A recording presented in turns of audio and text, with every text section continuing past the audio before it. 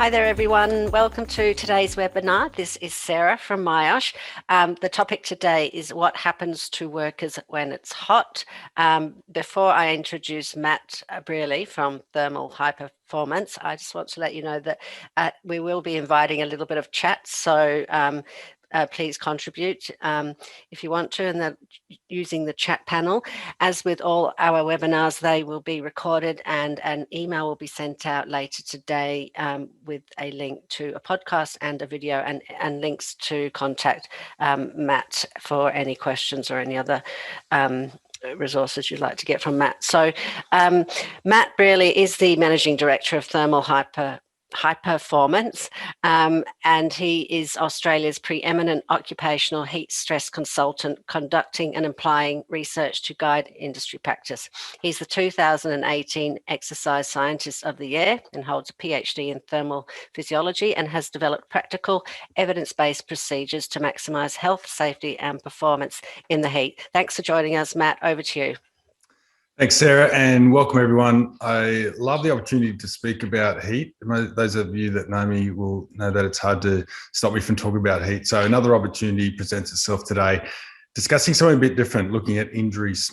This stemmed from a conversation article we put out in late January, which led to this ABC News article. And I have to acknowledge my colleagues who basically wrote that article with us, Tom Longdon from ANU and Simon Quilty from ANU and Alice Springs Hospital. Fantastic people to work with, extremely passionate, and really enjoyed working on this article. We're actually working on a really big research project at the moment, which will help, it might even be another webinar, it'll really help guide industry practice in the heat once we finish it. So today's session is, like I said, it's a bit different. We'll be looking at injuries and what happens to workers when it's hot. So we'll look at the impact of heat briefly and the seasonality, and we'll get stuck into who gets injured and then why. So a little bit of a different viewpoint from us on this session. This is what we're usually talking about, the physiology of heat. And obviously when workers are exposed to heat and they've got a high work rate, they store some of that heat within their body. And that can lead to overheating and some really bad outcomes, including permanent failures in some of the systems here. And this clip here shows you some of those systems that are affected. And if the heat storage is sustained for long enough, it can result in multi-organ failure and ultimately death. So here are some heat stroke deaths from Australia in the recent past. Not that many, however, it's grossly underreported, and many of these heat stroke deaths are not classified as heat stroke deaths. They're classified as cardiac arrest, etc., because upon arrival to hospital, the person is no longer hot. In some cases, they're classified incorrectly. But we had a recent case you may have seen in late March, only a couple of weeks ago. We were in Darwin when this suspected heat-related death occurred and created a lot of discussion up there. Not sure how much news exposure it got down south, but this is currently under investigation, so we're not quite sure. But it's just a reminder that heat's still out there and affecting our working population. However, heat stroke is rare, even though it's underreported, it's still rare.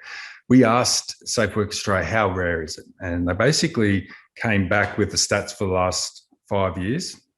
The stats are rounded to 5, so 35, 40, 45, 50 for each of the years. It came out at an average of 36. Serious exposure to heat classified illnesses in any given year. So again, not many heat-related issues are making it into workers' compensation claims. But we know there's a fair bit of heat-related illness out there. Now I'm going to present to you some data from the field. This is data from clients. It's just case study stuff. So see what you think about this. Here's a client. They've got under 100 heat-related illnesses per year, a very good reporting culture, and even minor dehydrations make it into the list. But you can see there's a clear pattern there. Heat-related illnesses happen when it's hot, no surprise. In terms of seasonality of both incidents and injuries, we see that up in Northern Australia. This is electrical utility company, a large workforce exposed to heat. Their hot season is October to April. You see there's a 5-to-1 ratio of incidents and injuries for that organisation, basically in the warm compared to less warm conditions.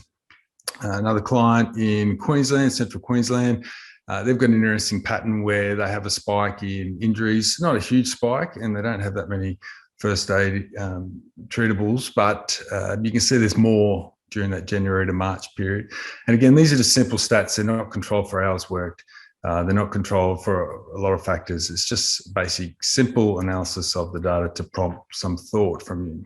Here's one a little bit more complexity. So we've got 3 levels to this: the low, medium, and high severity. And you can see the lighter yellow, orangey colours are high frequency, kind of like a thermal image, a heat map, if you like. And you can see that during the summer months, definitely the low and medium tend to have a pattern of occurring when it's warm.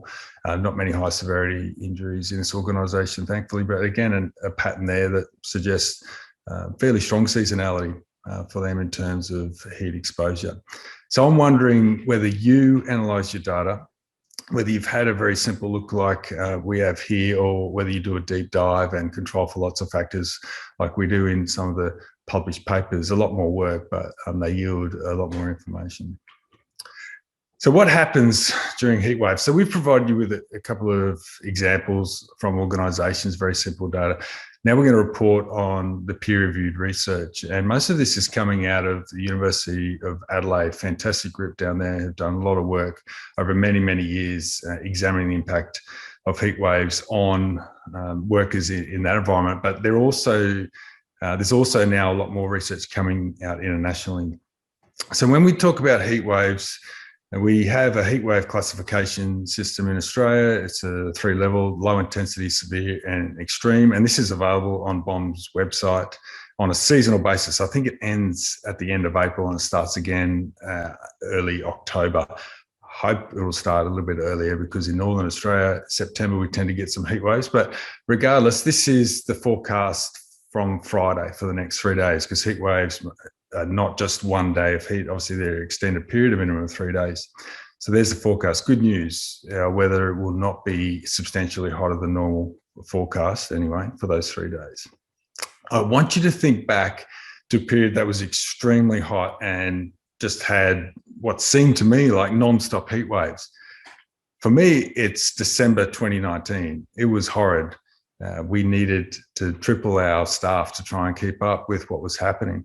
But here's a heat wave that's influencing almost all of Australia. I mean, the eastern seaboard is spared only just. It was a very strange pattern. We don't tend to see these type of heat waves very regularly, thankfully. But you can see we've got a large area there under severe heat wave, and even some patches of extreme. And I want to convey to you what actually happens during those periods. And again, this research is from University of Adelaide. Blessed Varghese, an excellent scholar there, has produced some high quality research. He and his team have looked at different regions, and they found that during severe and extreme heat waves in Brisbane, this is not Queensland, just for the Brisbane area, 45% increase in workers' compensation claims. So injuries spike by 45% during those extreme and severe heatwave periods. But the pattern's not the same for other regions. So Perth, it's 26%, still a substantial and significant increase, not quite as high as that subtropical region in Brisbane. Melbourne come in at 25, so very similar to Perth. Interestingly, Adelaide has an 8% spike, and that's only in the severe heat waves. In their extreme heat wave, there tends to be a decrease, as like seems to be. Avoidance strategies being used, maybe it's a down tool policy, and perhaps less exposure during those extreme heat waves, potentially due to the work from University of Adelaide. We're not quite sure. But you can see there is definitely a spike in injuries in each of these regions during these heat waves, and the pattern is different across those regions. Very interesting, that subtropical region with the big spike. You could predict that tropical regions would have an even greater spike. Unfortunately, there is zero data from tropical regions regarding heat waves and injury risk internationally. No one's ever done that study, so it'd be quite interesting to see that data. What about hot weather? So it's not all about heat waves. We can just have 1 or 2 days of really hot weather. Do workers get hurt in those days? Well, yes, they do. So his forecast, this is not a recent forecast, this is when we were on this site doing some work, and we had a couple of hot days. Now, the stats from a mega study. So basically it's a meta-analysis of 24 high quality studies just published. Again, has involvement from the crew from University of Adelaide, found that for most of the studies, approximately a 1 degree increase in temperature resulted in a 1% increase in the injury risk. But that pattern was not standard across all climates. Like I said, that subtropical climate showing some trends for greater harm. And for the subtropical regions, a 1 degree increase was almost a 2% increase in injury risks. That's really an interesting trend. I don't think we can just rely on one stat to predict harm across all geographic regions and climate zones. It looks like it'll be different and depend upon some local factors. But I think that's a good stat to start with. 1 degree increase, 1% injury risk. So who gets injured when it's hot? I think you could predict that most workers are at greater risk. And so we see an increase across the board, but there is specific groups that show greater increase in injury risk than others. Males, young males performing physically demanding work tend to have a greater spike than their counterparts. So it's not to say that female workers don't have an increased injury risk. They do. It's just not as great as male workers. That may be due to a lot of the physically demanding roles being male dominated, potentially.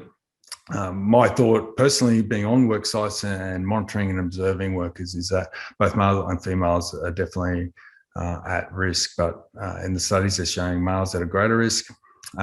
Potentially labourers, apprentices and labour hire workers showing some trends across some of the studies that they're at greater risk as well. So what's causing it? So if we're going to manage this risk and we hope to mitigate it through some controls, we obviously need to know the causation, what is driving this increased injury risk. But before we get into that, I think we should be asking the workers what they think, instead of just looking at the stats. So the stats I've reported to you to date have all been from workers' compensation claims. And we know that workers' compensation claims have some limitations in that a lot of the harm that occurs on site doesn't even make it into the organisational reporting system, let alone onto a workers' compensation claim. So I think a lot is missed. I think it's a really strong data set to analyse. However, it does have some limitations.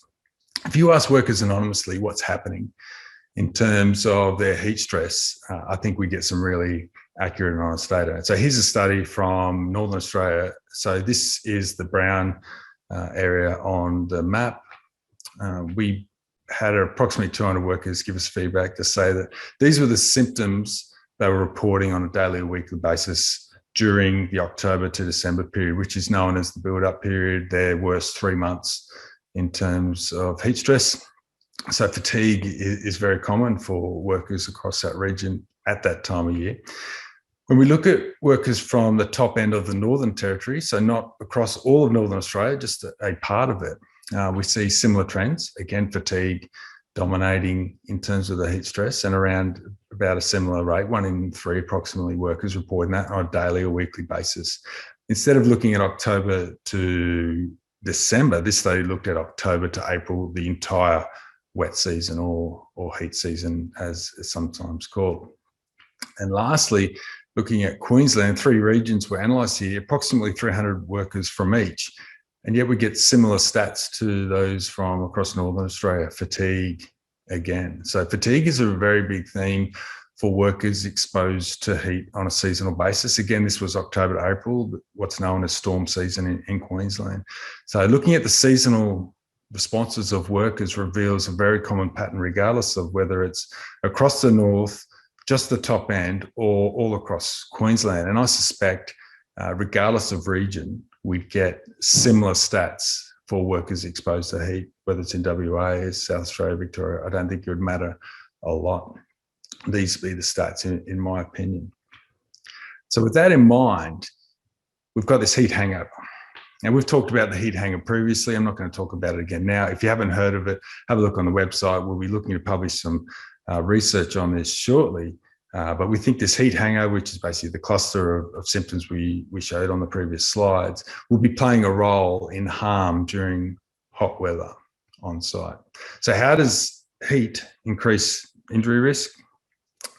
Well, here's one way that fatigue is playing a role. So this study is in a lab, and it's basically looking at, these were athletes, they weren't workers, but they're performing physical work at a set work rate in different environmental conditions. So relative humidity is kept the same, airspeed is kept the same, there's no solar radiation, it's in the shade, but they're working in different temperatures. So you see the red bar represents 30 degrees, the green is 20 degrees, and you see the decrease in their ability to exercise. So they're cycling until they cannot cycle anymore, and they cannot cycle past approximately 50 minutes in the 30-degree condition, whereas they can extend that to around the 80-minute mark in the 20-degree condition. So we know that as ambient temperature increases, our ability to do physical work decreases. That's common. I think you all know that. So what role is that playing in worker harm? We know that heat stress is greater in hotter conditions. Is that leading to this fatigue that's been reported by all these workers, and then leading to either a change in behaviour or the physical inability to do the work they're asked to do, causing them some harm through injuries? That's one potential mechanism. But what about mental fatigue? What about decision making? It's not all about the physical execution of work. And I think it'd be the combination of the two. So we know that heat stress drives, is part of mental fatigue in the heat, no question about that. There's some research pointing to a greater appetite for risk. So workers adopting risk-taking behaviour when it's hot. Now, is that due to them being heat stressed and trying to get the job done as quickly as possible to get out of the heat and taking shortcuts potentially? There's also what we refer to as groupthink. There's there's observations of people relying on others' opinions in the heat more so than when it's less hot. And so there's groupthink. So instead of a worker analysing the situation and making a decision that's right for them, they may just go along with the crowd, and they may be causing themselves some harm that way. There's a whole body of work that I can't do justice to in this short webinar on this, but it's emerging, and it's emerging. We're seeing that heat's playing a role in people's lives in ways that we didn't understand previously, and obviously that comes through in the workplace. And so it's quite complex, but we can see that physical, mental fatigue, there's clear mechanisms there for workers to basically bring about harm for them and others through their actions due to heat exposure. The other one I talked about was the shortcuts. We've got some stats here from a group we study across Northern Australia, and here are the stats from them during their normal season. So their hot season, but it's normal work. So just there's no emergency periods here. This is just their work as normal. And they're reporting that motivation for 31%, physical inability to do the work for 25%, and task focus, they're all impacted on a day-to-day basis for, say, 20 to 30% of the workforce.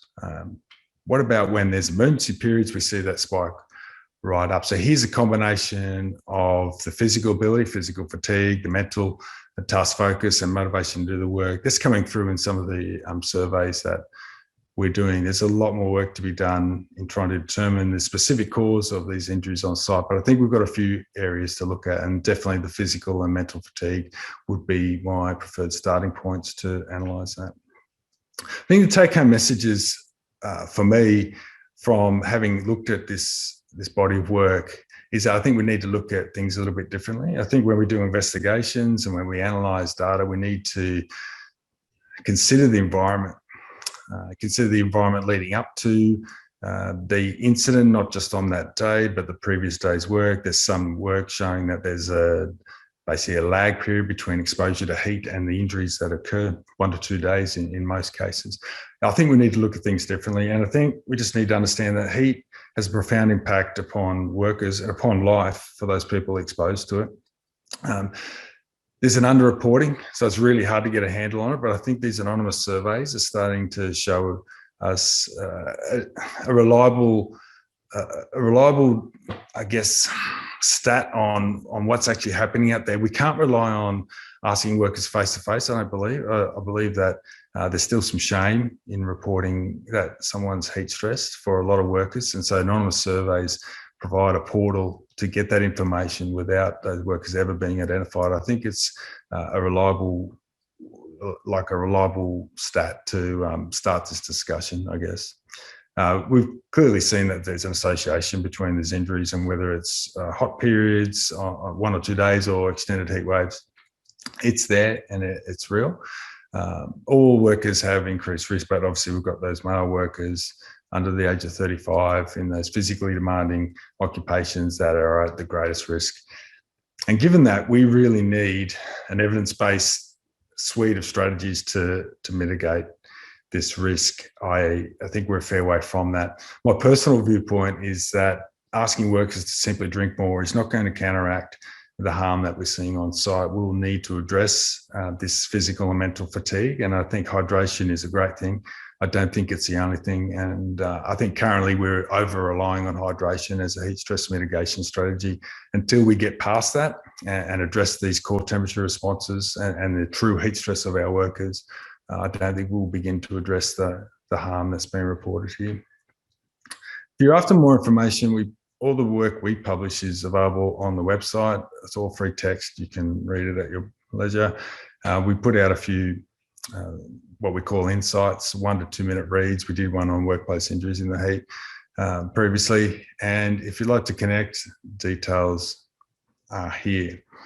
I'm hoping there's a few questions, maybe a few people have some comments on some of the work we've done. So please feel free to fire away. There is a question, someone has said, are there regulations or COP addressing the heat issue? You're looking at legislation and temperatures and ambient conditions that people should modify their activities or stop work at. It's industry specific, generally no. For underground mining in certain states, there's very tight legislation based upon the conditions they're working on and what needs to be done and their exposure limits, etc. But for most industries, no, there's not. It's left to the employer to ensure a safe workplace for the workers. Okay, so Anne Louise has said, I work in sugarcane industry in previous role and started to uncover a few female workers suffering bladder infections due to dehydration and delaying use of the toilet. Have you collected any information around this potential health effect? No, I haven't specifically, but I'm well versed in that behaviour. We see that in a lot of industries. Traffic controllers are really bad for it in terms of not having adequate toiletry facilities for the workers in general, let alone the female workers. And so they will limit their fluid consumption. We'll ask them to have a minimum of 5 litres for the first half of their shift. They'll take a 600 ml bottle and they won't even drink that for those reasons. I think that's an emerging issue. And I think the heat stress of female workers related to hydration is something that needs to be addressed more thoroughly. I don't think most employers address that adequately. So Belinda says it's similar to when they started with driver fatigue. They had to educate workers first on symptoms. It is the same for workers working in the heat. They need awareness of the symptoms because most would not link work in heat to many of the symptoms. Yeah, I agree. I think it's normalised. If you talk to people across the north, heat's a way of life, and it's not just affecting you at work, it's affecting you at home and pretty much 24/7 for 7 or 8 months of the year. So when you talk to them about heat stress symptoms, it just comes with working up here, mate. I think that's it shows resilience, but I don't think it's a healthy association. I agree. Symptoms are a sign of illness, and illness needs to be treated. Fernanda says, you said hydration is important, but it's not all. What else can be done? We need to lower core body temperature. So most people will see that hydration addresses heat stress by keeping us cooler. I'd argue that it maintains blood volume and allows us to maintain cooling, but does it actually stop us from being hot? I can guarantee you it by itself does not in some of the conditions our workers are exposed to. So we need cooling. So I don't want people to think about hydration as the heat stress antidote. I need them to think about hydration and cooling. I don't think you can separate the two. I actually say cooling first and hydration second. If we can keep workers cooler, then we will help mitigate the heat stress that they're suffering, and that will hopefully address the injuries we're seeing. And while hydration can play a role in that, by itself, it cannot control it unless you're in a temperate environment with low work rates. But many of our workers aren't in those conditions. Nicole asked, what are your thoughts on cooling vests and their effectiveness? We've researched it. We've actually got a paper that's had its first review, and there's a couple of comments we need to address before we finally get it published. The ice jacket we use simply had pockets of ice, 8 pockets on 4 on front, 4 on back. They're relatively ineffective, in our opinion, in tropical conditions, hot, humid, during rest periods. So if you were to put one on, I'd recommend putting it on during the activity. So if the ice vest can be worn while the work is being done, we see it does blunt core temperature rise under those circumstances, but not so much during rest. Our second issue with the ice vest is that it must be cleaned and re-energized or repacked, etc. And we see that unless there is someone dedicated to doing that, it's quite rare for workers to look after their own ice vest. And so we don't see them utilized very regularly in many of the workplaces we're in. In fact, I'd say they're very, very rare, extremely rare. Simply, I think, because of the logistical issues limiting their application. Okay. Peter says, is there a work/rest time frame suggested to lower heat stress in physical workers in the outdoors, e.g. for every 2 hours worked, it equals half an hour rest? Yeah, there's a couple of standards out there. Some people will rely on an environmental measure to dictate that, like WBGT, which is just a combination of the solar radiation, the air temperature, the air movement, and the humidity. And that's all good. That's what the military uses, and that's all fine. We're doing a study at the moment looking at projected environmental conditions into the future and mapping WBGT and those work-rest ratios. And basically, we're finding that the way we're traveling, we're looking like we'll need many more categories for those rest periods. And the second part of the study is we're reviewing the cooling rates you can get by resting in the shade. So let's say we do a 30-minute work to 30-minute rest ratio based upon a WBGT of 33, 34, which might be an ambient temperature of 35, 36 degrees, humidity of 35, 40%. Okay, so we're going to work half an hour on, half an hour off.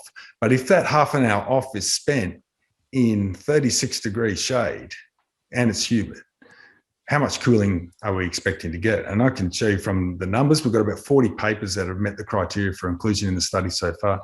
And you're going to get less than 0.04 degrees per minute, or a 15-minute rest period. Halfway through our rest, we'll be likely getting less than half a degree drop in core temp. So that half-hour period resting in the shade might be enough to drop our core temperature by 1 degree, maybe not. And so what we're seeing is that irrespective of these work-rest ratios, we need to ramp up what gets done during that rest period, and that's where cooling can come in and play a role. So in terms of work-rest, I don't have, obviously there's a few measures out there that you can look up, but in terms of your rest, I think universally we need to be doing cooling during that rest as opposed to just resting in the shade unless your conditions are relatively cool, because we won't be ready to go back to work. The workers will get this progressive fatigue due to heat across their work shift. We won't be mitigating the impact of heat. Anonymous has asked, does heat stress have a compounding effect? E.g., once experienced heat stress, are you at higher risk? I'll talk about heat stroke. I believe the evidence is relatively solid. Not a lot of published evidence on this, but it seems like those workers, particularly from military settings, because that's where most of the heat stroke occurs, they have a lower threshold for heat stroke in the future. So their ability to operate in those conditions and get up into the high core temperatures is limited, and they'll suffer those symptoms at much lower core temperature following a heat stroke event. So many workers lose substantial heat tolerance after a catastrophic failure of their, heat management, and are no longer able to work as they used to in the heat. In terms of having heat stress, are you more likely to get heat stress the next day? The evidence is developing there as well. Our colleagues in Canada put workers into a lab, again, not out in the field, but they did work in a lab which was standardized and it produced a bit of heat stress. They came back the next day and did the exact same shift in the exact same lab at the exact same conditions, and their responses were worse. So the heat stress was amplified due to the shift before. We see that in the field. So it replicates what we're seeing, and we believe this heat hangover kind of summarizes that effect. So in terms of heat stress leading to more heat stress, I believe it does. And I believe heat stroke, it leads to more heat stroke if you continue doing that work. Generally, workers can't, and they're no longer able to tolerate working in the heat. So Jason says there are guides available from Safe Work New South Wales and Australia on working in heat first aid checklists, and there is a code of practice how to manage WHS risks covering heat-related illness topics. Yep, yeah, go for it. My issue with similar checklists are the over-reliance on resting in shade and hydration as control measures. Not a lot of evidence-based cooling making its way into such guidance material. We have criticised the Safe Work Australia working in heat guidance material, which was released in 2019. We wrote a paper on that and published it, basically citing the lack of evidence-based cooling measures in there. In that same paper, we criticised the Australian Resource Council for their lack of evidence-based cooling measures for addressing someone who's having a heat stroke or a heat exhaustion episode. We've made some ground with the Australian Resource Council, and given that they're the overarching body in this space, we've gone back to Safe Work Australia and requested that they review their guidance material in light of the Australian Resource Council reviewing theirs. That was done prior to this summer season. We haven't seen an outcome from that. Okay, maybe we can include that in the email later. Janine has said, do you have any suggestions on how to get industry to redesign work to avoid working in the extreme heat? Yeah, that's our world. It can be challenging. It can be really challenging. The issue we have is that in many places it takes a near miss, and sometimes it takes a tragic outcome for practice to change, and it changes very quickly. After that, we saw that with the military in 2004. Trooper Angus Lawrence tragically passed away due to heat stroke. In the Northern Territory, and the Army redesigned its whole working in heat. It was an improvement. I'm not saying that they consistently follow their guidance material, but it's similar to that with industry. And so we're seeing some really good examples of some organisations, but as a group, as an industry, whether it's mining, construction, there's a lot of work. There's a lot of work to be done. If we want to be really pragmatic about it, we can just look at the productivity outcomes from workers that have heat stress managed appropriately. Huge productivity gains. So there's not only improved health, safety, but there's big improvement in productivity. Sometimes that's a carrot we need to dangle to get organisations to adopt these evidence-based practices. Janine says, do you have any evidence on chronic disease links and increased risk for heat? We mentioned that in the ABC article briefly. Dr. Simon Quilty, who's an emergency physician from Alice Springs Hospital and a PhD scholar at ANU, helped write that article, and it's an area that he's well versed on. My thought is that heat is a stressor.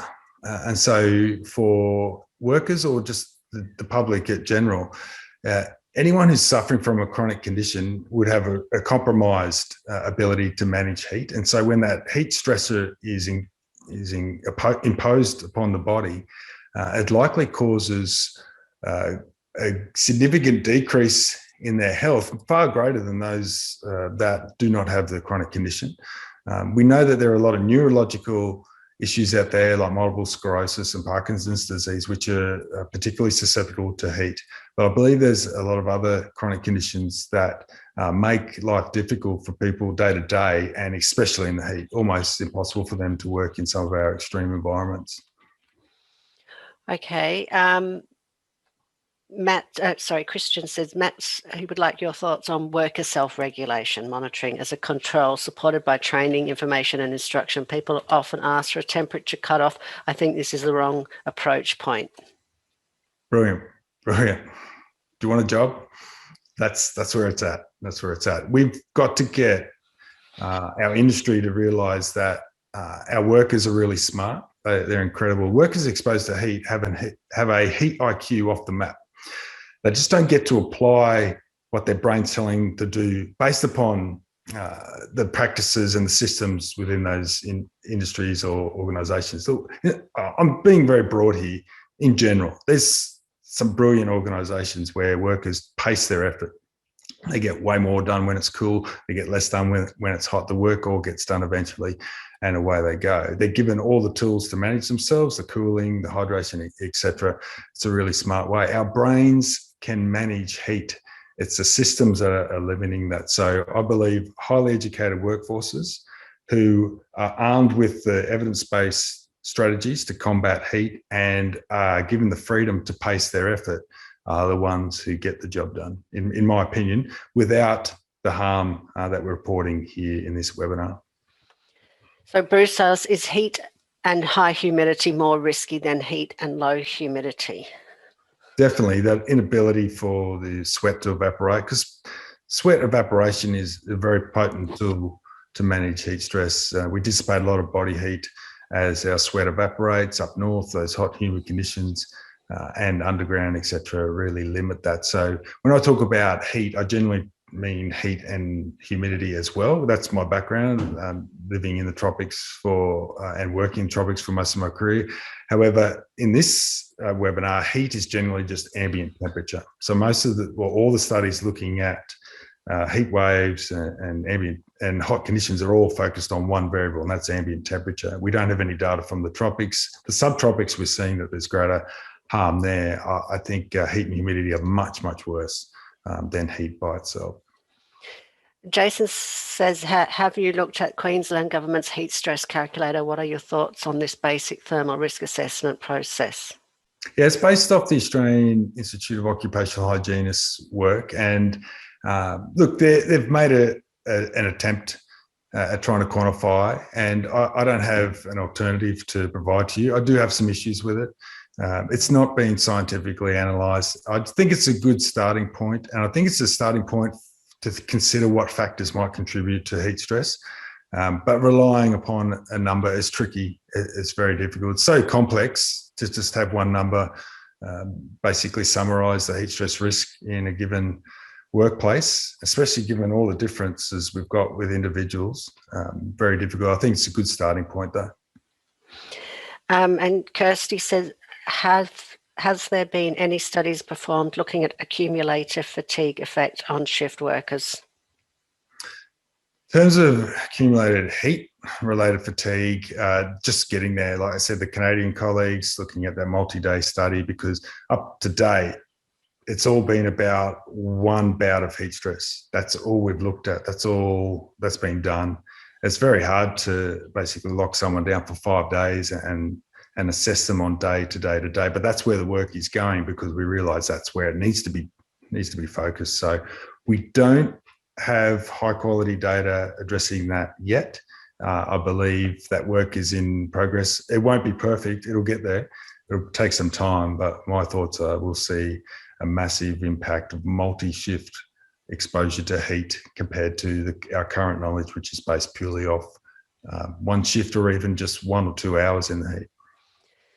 Linda asks, what are the best options to accurately measure the heat generated inside of roofs from metal roofs?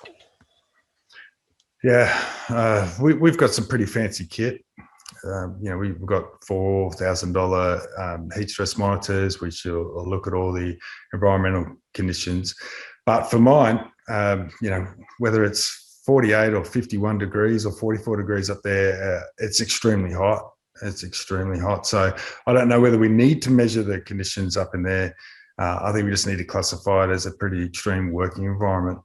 In terms of if you wanted to do it, I'll guide you to, if you want to email with the details here, I can provide you with some instruments you might be able to use, varying from sort of base model around $1,500 right up to those $4,000 and $5,000 models if you're really keen to monitor those conditions accurately. But my viewpoint on monitoring conditions, I'm more focused on monitoring seasons or patterns. And so We've got some workplaces that like to measure the conditions, and at a certain condition, they'll implement a strategy. I'll look at the stats, both upon the weather sites and the injury stats within the organisation, and you can see the riskiest periods. I just think we should classify periods like times of year as being risky and implement strategies to mitigate that risk, as opposed to temperature cutoffs or similar. Kirsty, whose question before was about accumulated effects with fatigue, has just said she's just clarifying. She was wanting to look at the combined effects of heat and shift work. Right, gotcha. It's not a lot. No, there's not. I mean, we study miners and look at their panels, etc., but we're not monitoring heat stress daily across that period. So it's back to the lab and those multi-day studies, and that's as far as it goes. So no, I think that'd be a fascinating study. I think we could do that, looking at high quality incident data, like from an organization with a reporting culture. I think there's a really good opportunity to look at different shifts and the pattern of harm in relation to heat. I think we could do that. We could do that with some good industry data while waiting for the lab work to be done. Deborah says, do you find using electrolytes added to water or as an icy pole assists in preventing heat hangovers? The icy pole is of interest to me because we're big fans of crushed ice ingestion or slushies or icy poles, whatever. I really don't think the electrolytes make much of a difference, except for those people who are low on them. And we look up our previous myosh webinar from this time last year, and in that we presented some information about electrolytes and showed basically the low levels within these so-called electrolyte drinks compared to the food that we eat. And so I'd argue that while flavouring is generally necessary for people who consume those icy poles, I don't think the electrolytes would be having a massive impact. Okay, just so you know, in the chat, I have just shared that link to that previous webinar, but we'll include it in the email later today. Bruce says, does loose clothing assist in these situations? I believe so. I believe our PPE has a massive impact upon heat stress on work sites, and it's an issue I've been dealing with for many years. I'm really keen to see some better quality material being provided to our workers. But in general, yes, we've got a much more humid and hot microclimate under that PPE than we have in the outdoor environment. So the person who talked about working in a hot roof space, if we were wearing the longs and longs up in there, we're going to have a much more hot and much more humid environment underneath that PPE and against our skin. And that's really important because that's where we're dissipating heat too. So loose fitting clothing is meant to allow greater breathability and replacement of that hot, humid air. So it is a good thing. So thinner, lighter fabrics while still providing an adequate SPF. Loose fitting, light PPE for me is the way to go. All right, there's still lots of really good questions coming. So this one from Janine, in your opinion, what would you put into your first aid kit to deal with heat incident? Is it ice and towels across the body to reduce the body temp? And if so, should employers be encouraged to have these items on hand? Yeah, for many sites, we recommend a heat stroke kit. There are some being marketed, particularly in mining, which is basically a vest that is activated and applied to the worker. We haven't got the data on that vest, but other vests similar to it don't provide an adequate cooling rate. You're meant to place a heat stroke victim in ice cold water, 2-degree water. So we talk about ice floating on top of that water. That's the gold standard treatment, and that's what should be provided in medical facilities. In Australia, we're so far behind, we don't do that. In the States, they're much better than that and tend to do that, but it's not really practical on a work site. So in that paper I talked about where I criticised the Resource Council and Safe Work Australia, we highlighted the evidence behind the ice towel approach. So that would be an esky or similar. Typically where we recommend it be on a construction site, the esky could be placed near the project manager's office, which would likely have an ice machine near it. On the call that someone needs help, as long as they're only a few minutes away, that could be filled with ice, the esky that is. The towels could be in there, some water added. And you've got this really cold, icy slurry in the bottom of that esky, that those towels can be dipped in and placed upon the heat stroke victim's torso initially and rotated through that icy cold water as those towels heat up. If you've got enough towels, place across the entire body, strip them of their clothing. And all this is happening while professional medical assistance is in transit to the victim, because we must cool them first. Their cells are potentially dying every second we wait, so cooling is really important. For remote crews, we recommend that they, take an esky with them, or similar. It might be a motorised fridge, whatever it is.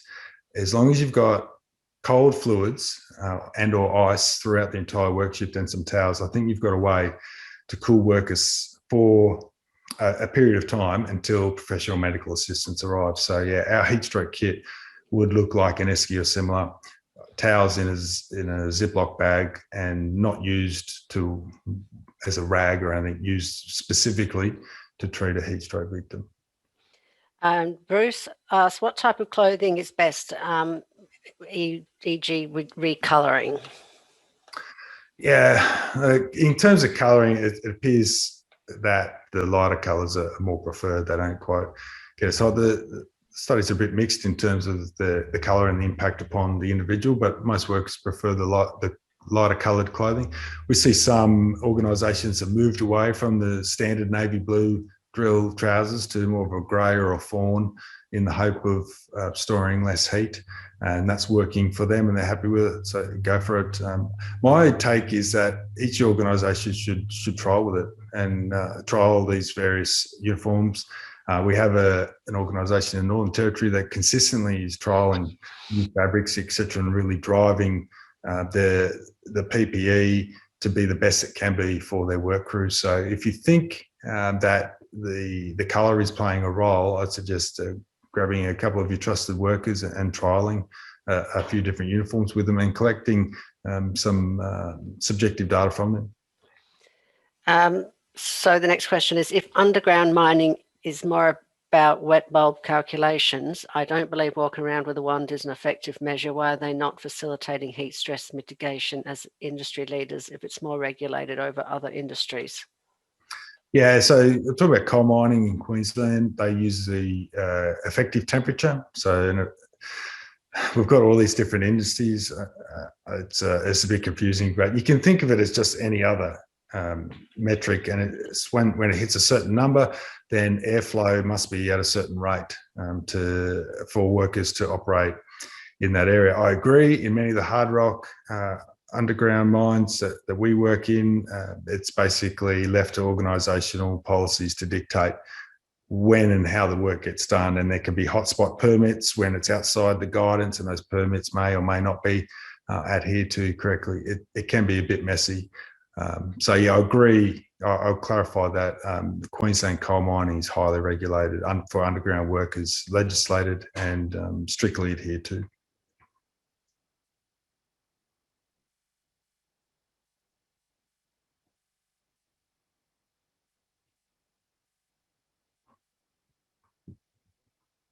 Sorry, guys, I was speaking to my muted self. Rodney asked, how I've used Hydrolyte combined with rest periods.